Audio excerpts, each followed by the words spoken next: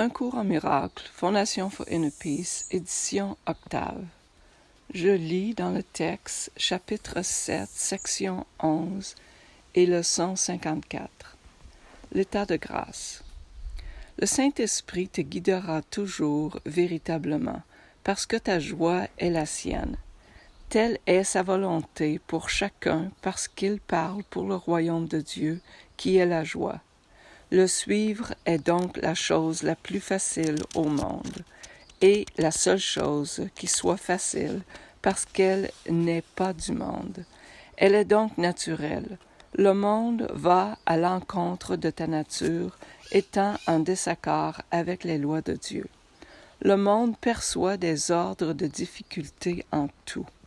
C'est que l'ego ne perçoit rien comme étant entièrement désirable. En te démontrant à toi-même qu'il n'y a pas d'ordre de difficulté dans les miracles, tu te convaincras que, dans ton état naturel, il n'y a pas du tout de difficulté parce que c'est un état de grâce. La grâce est l'état naturel de chaque fils de Dieu.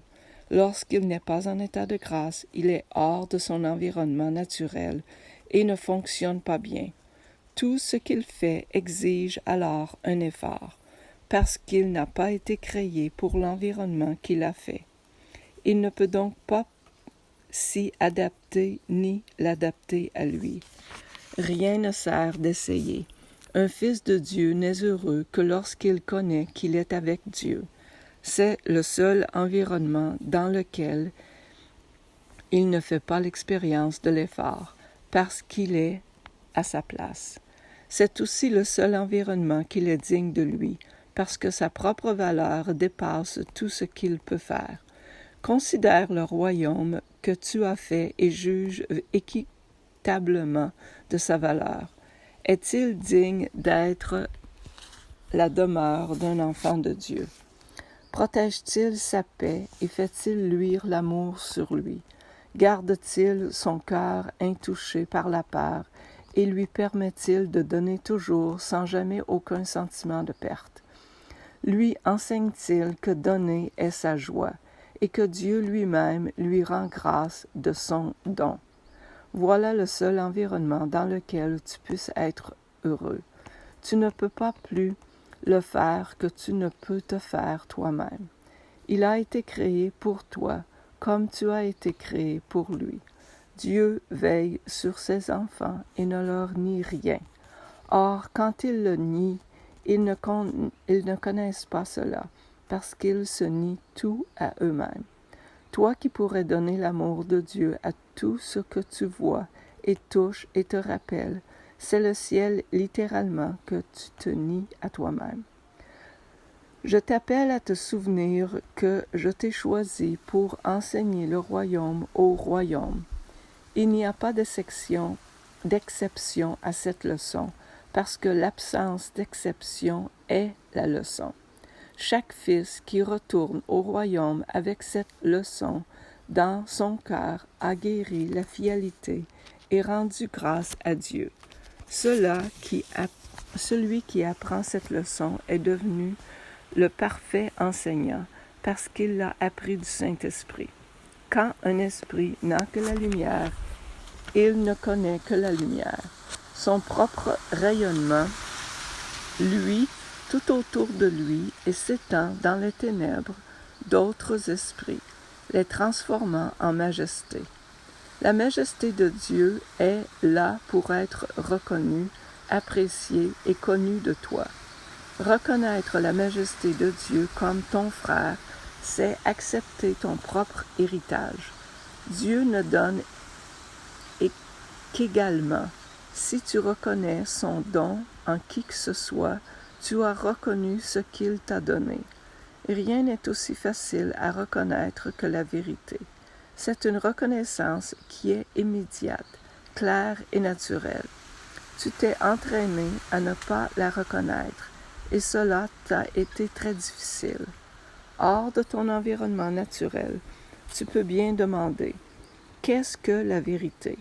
Puisque la vérité est l'environnement par lequel et pour lequel tu as été créé. Tu ne connais pas toi-même parce que tu ne connais pas ton Créateur. Tu ne connais pas ta création parce que tu ne connais pas tes frères qui les ont créés avec toi.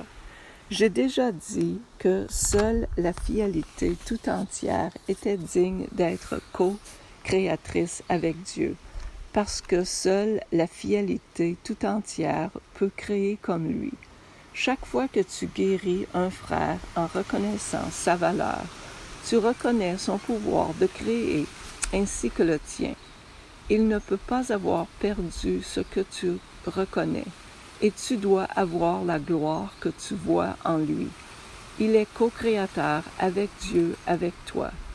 Nie son pouvoir créateur et tu nies le tien ainsi que celui de Dieu qui t'a créé. Tu ne peux pas nier une partie de la vérité. Tu ne connais pas tes créations parce que tu ne connais pas leur créateur. Tu ne te connais pas toi-même parce que tu ne connais pas le tien. Tes créations ne peuvent pas plus établir ta réalité que tu ne peux établir celle de Dieu. Mais tu peux connaître les deux. L'être est connu en partageant. Parce que Dieu a partagé son être avec toi, tu peux le connaître. Mais tu dois aussi connaître tous ceux qu'il a créés pour connaître ce qu'ils ont partagé. Sans ton Père, tu ne connaîtras pas ta paternité. Le royaume de Dieu inclut tous ses fils et leurs enfants, qui sont aussi pareils aux fils qu'ils sont pareils au Père. Connais donc les fils de Dieu, et tu connaîtras toute la création. Leçon 54. Voici les idées à reviser pour aujourd'hui. Je n'ai pas de pensée neutre. Des pensées neutres sont impossibles parce que toutes les pensées ont un pouvoir, soit qu'elles font un monde faux, soit qu'elles me conduisent au monde réel. Mais les pensées ne peuvent pas être sans effet. De même que le monde que je vois surgit de mes erreurs de pensée, de même le monde réel surgira à ma vue lorsque je laisserai mes erreurs être corrigées. Mes pensées ne peuvent pas être ni vraies ni fausses. Elles doivent être l'un ou l'autre. Ce que je vois me montre lequel elles sont. Je ne vois pas de choses neutres. Ce que je vois témoigne ce que je pense. Si je ne pensais pas, je n'existerais pas, parce que la vie est pensée. Que je regarde le monde que je vois comme la représentation de mon propre état d'esprit. Je sais que mon état d'esprit peut changer. Je sais donc aussi que le monde que je vois peut changer également. Je ne suis pas seul à éprouver les effets de ma vue. Si je n'ai pas de pensée privée, je ne peux pas voir un monde privé.